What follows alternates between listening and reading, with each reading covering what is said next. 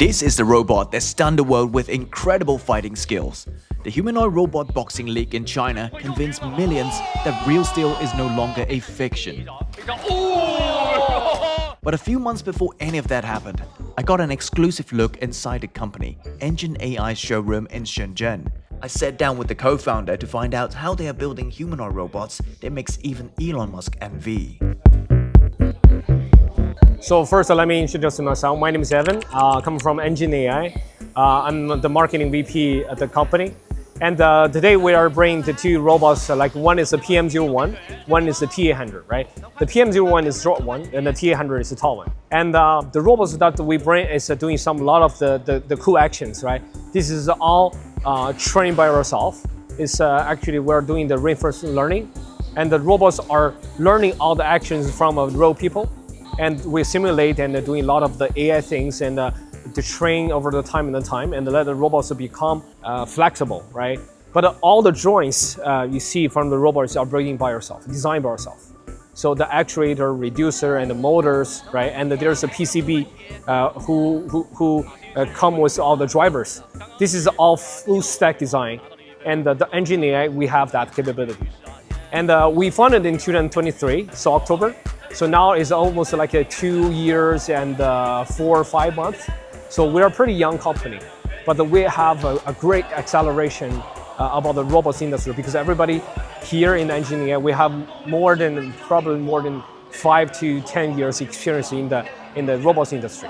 So we can come up with an idea and quickly to scratch from the scratch and to the real hardware, right? And what the strategy that we are doing is we wanted the robots to have the very healthy body as a foundation. So in terms of have a very healthy foundation, so that's it, I think this is fundamental. Because with the humanoid especially, so if you treat this guy as a human, so you need to have working capability and also healthy for all the joints, and also it's not easy to break.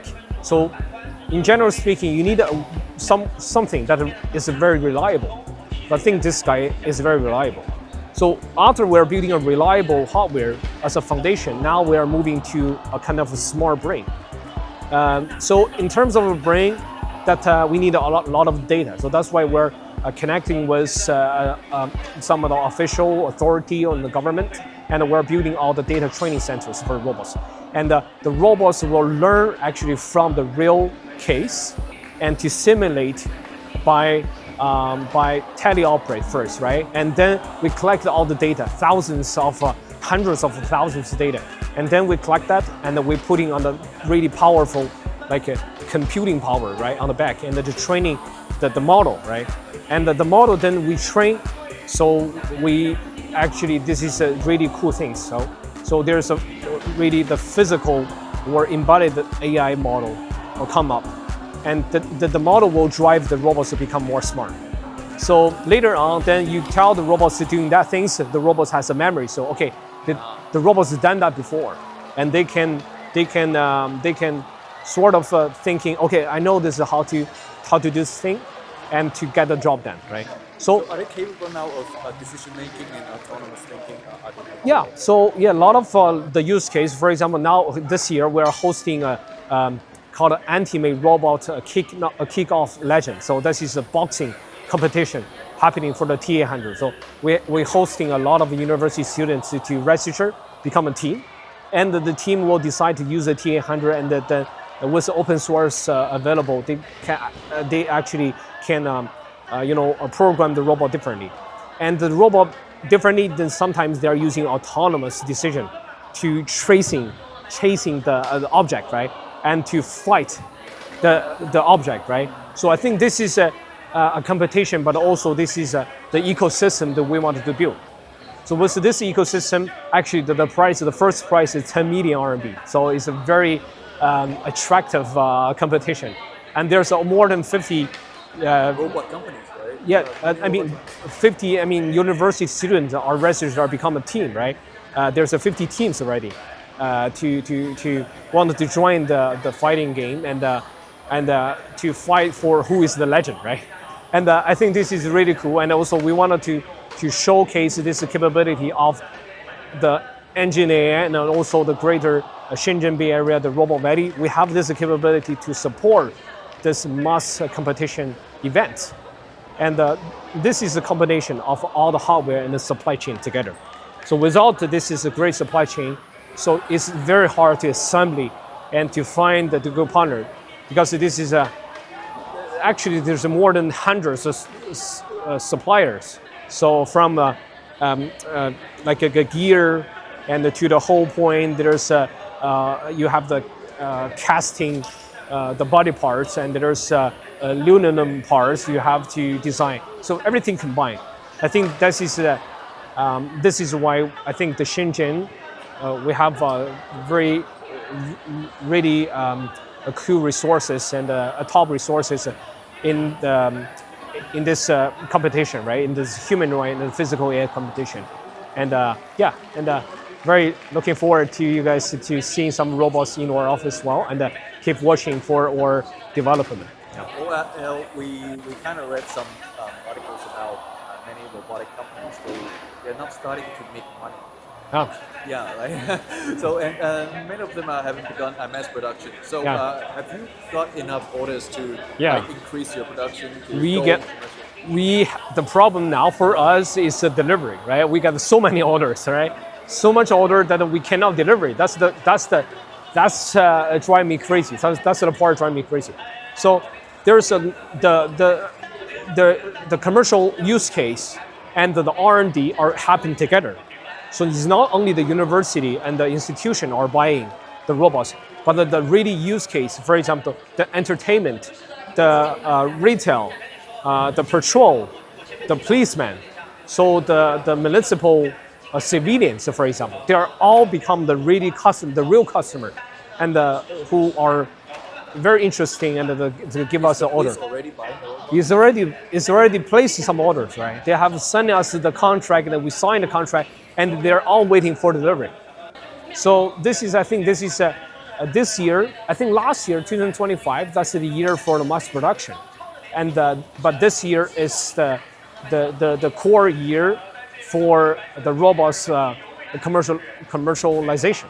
So, and you will see more and more robots are become more useful, and localize their use case and settle their function into the real life, right? So we'll see a lot of the good use case and happening, and also the skill are coming up, and the production capability are good. So the penetration for this year, at least for us, is a few thousand sold already. And I think for the industrial, well, we're looking for maybe a millions units so deployed. So in the end of this year. When will these robots like enter normal households?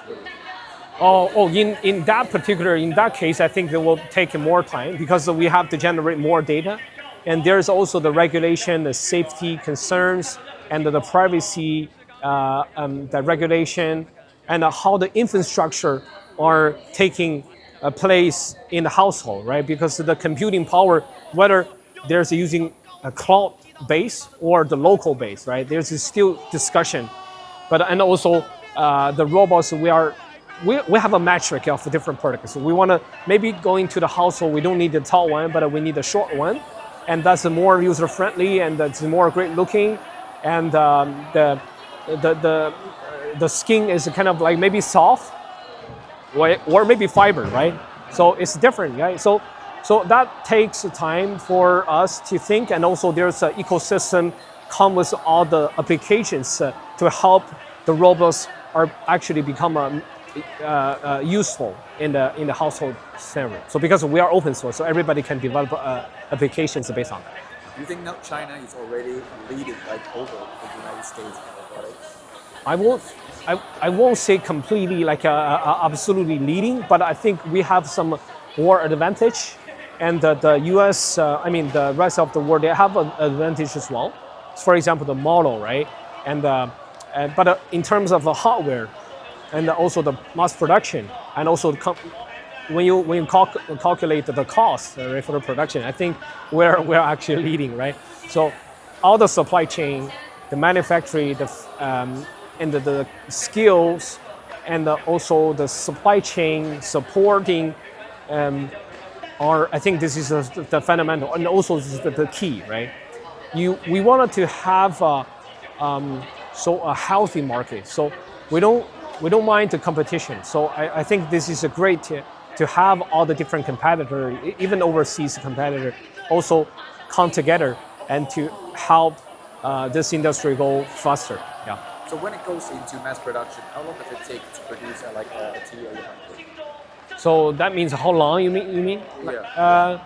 No. I mean the capacity depends on the so how we build the robots factory. So now we're probably like a semi-automation. So it's like a half automation, but later on you will see the full automations in terms of the factory, right?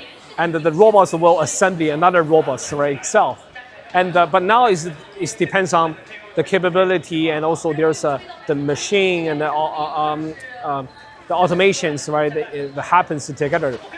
But we have the two factories already. One is in Nanshan, another one is in Henan. So the both factory can produce 20,000 units per year.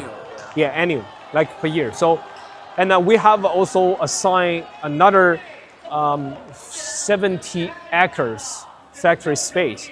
But that factory can have a capacity of the production will become like 100,000 annual. So I think this will go very quickly and kind of crazy. Yeah. So from now, yeah. Okay, thank you, Evan. No problem. You're welcome. Subscribe for more behind-the-scenes stories of Chinese technologies.